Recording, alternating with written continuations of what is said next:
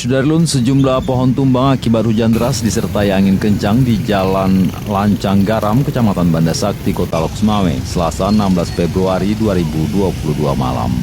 Prajurit TNI Babinsa 16 Banda Sakti, Kodim 0103 Aceh Utara membantu mengatur lalu lintas yang macet disebabkan terhalang pohon yang tumbang ke badan jalan.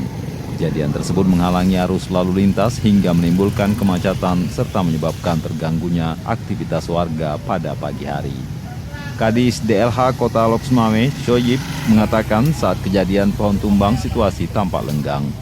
Hujan deras mengguyur wilayah Kota Lok Sumawe sejak pukul 22.00 hingga pukul 00.30 waktu Indonesia Barat. Selain pohon tumbang, di sejumlah titik jalan di Lok Sumawe juga sempat terendam.